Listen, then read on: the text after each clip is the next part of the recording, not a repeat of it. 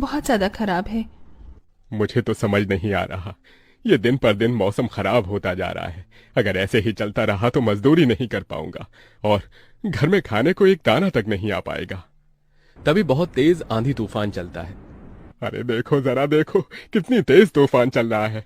अरे महेश बेटा, तू झोपड़ी के ऊपर तिरपाल तो लगा कर आया था ना? हाँ बाबा, लगा दी थी तिरपाल। और उसके ऊपर तूने ईंटें रखी थी या नहीं? बाबा, ईंट रखना तो मैं भूल गया।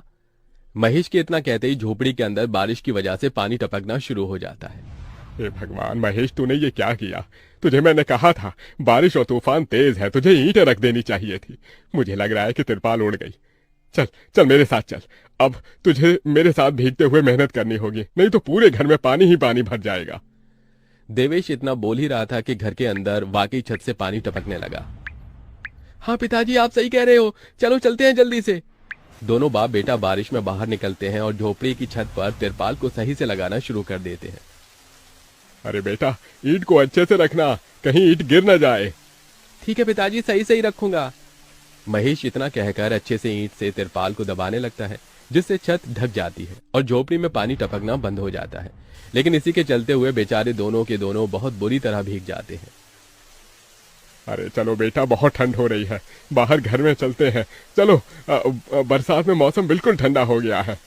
हाँ पिताजी, आपने बिल्कुल सही कहा, चलिए। जब दोनों बाप बेटा घर के अंदर आ जाते हैं तो मेघा उन्हें सूखा कपड़ा देती है और अपना शरीर पोंछने के लिए कहती है। आप लोग अपना शरीर पोंछ लो और सूखे कपड़े पहन लो, नहीं तो ठंड लग सकती है। मेघा के दिए हुए कपड़े दोनों पहन लेते हैं। तभी बीमार शकुंतला बिस्तर पर पड़ी हुई मेघा से कहती है। अरे बेटी, तूने खाने के लिए कुछ बनाया नहीं? माँ, मैं बारिश के रुकने का इंतजार कर रही हूँ। घर के अंदर खाना कैसे बनाऊंगी? सारे में धुआं ही धुआं हो जाएगा। मेरी दवाई का समय हो गया है और मुझे भूख भी लग रही है। ठीक है माँ, मैं कुछ करती हूँ। मेघा अपने सिर पर एक सफेद कट्टा रखकर बारिश से बचते हुए बाहर से कुछ ईंटें लाकर घर के अंदर ही छोटा सा चूल्हा बना लेती है और उसी पर खाना बनाना शुरू करती है। अरे बेटी, पूरे घर में धुआं ही धुआं हो गया है। पिताजी, खाना बनाना भी तो बहुत जरूरी था। मेघा जैसे तैसे करके जल्दी जल्दी खाना बना लेती है। वो खाने में नमक मिर्च वाले चावल ही बना पाती है। माँ, माँ उठो, ये लोग खाना खा लो। शकुंतला मेघा के हाथों से खाना खाती है। शकुंतला के पूरे शरीर को पैरालाइज हुआ था, जिसके कारण ना तो वो हिल सकती थी और ना ही वो उठ सकती थी। मेरी प्यारी बेटी, इतनी कम उम्र में तेरे ऊपर कितनी जिम्मेदारी आ गई। हम गरीबों का कुछ नहीं हो सकता है। इस गरीब झोपड़ी के अंदर हम कैसे कैसे दिन देखते हैं। कोई बात नहीं माँ, बच्चे समय के अनुसार बड़े होते हैं, लेकिन मैं समय से पहले बड़ी हो गई हूँ।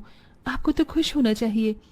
मैं तो इस कदर लाचार हो गई हूँ कि तेरे सर पर हाथ रखकर तुझे आशीर्वाद भी नहीं दे सकती बेटा। शकुंतला की आंखों से आंसू निकल रहे थे। मेघा उसके आंसू पोंछकर अपनी मां को हौसला देती है, जिसके बाद वो अपने भाई और पिता के साथ बैठकर खाना खाती है। बारिश होती ही रहती है, लेकिन बारिश रुकने का नाम ही नहीं लेती। खाना खाकर वो सभी सो जाते हैं। आधी रात के समय जिस तरफ शकुंतला का बिस्तर होता है, वहां पर पानी टपकना शुरू हो जाता है। अरे ये क्या, पानी टपक रहा है। मेघा, मेघा, लगता है सो गई। अब मैं क्या करूं? ये पानी तो धीरे धीरे टपकता ही जा रहा है। शकुंतला रात भर अपने ऊपर टपकते हुए पानी को ऐसे ही झेलती रहती है, जिसकी वजह से सुबह तक उसके पूरे शरीर में बुखार फैल जाता है। अरे अरे, ये क्या माँ, आपको तो बहुत ही बुखार हो गया है। रात भर ये झोपड़ी की छत टपकती ही रही। मैंने तुम्हें उठाने की कोशिश की, लेकिन तुम्हारे तक आवाज नहीं गई। ये सुनकर मेघा को बहुत अफसोस होता है। वो सूखे कपड़ों पर अपनी माँ को सहारा लगाकर लिटा देती है और उनके कपड़े भी बदल देती है। लेकिन तभी अचानक से गांव में बाढ़ आ जाती है। अरे अरे, ये क्या हो, यहाँ तो पानी भर रहा है। अरे लगता है गांव में बाढ़ आ गई है। अरे हम लोग क्या करें? अरे बेटा महेश, अरे भाई, अपनी माँ को कंधे पर उठा, नहीं तो हम सभी बह जाएंगे। अरे पानी में कोई जुगाड़ करता हूँ बेटा। देवेश फौरन घर के बाहर जाता है। जहां वो आसपास देखता है, उसे एक रेडी दिखाई देती है। देवेश उसे लेकर आता है, जिस पर शकुंतला को लिटा देता है। अरे चारों तरफ पानी ही पानी हो रहा है, हमें अब यहाँ से जाना होगा, नहीं तो पानी में हम डूब जाएंगे। तभी अचानक से उनकी झोपड़ी पानी में डूबकर बह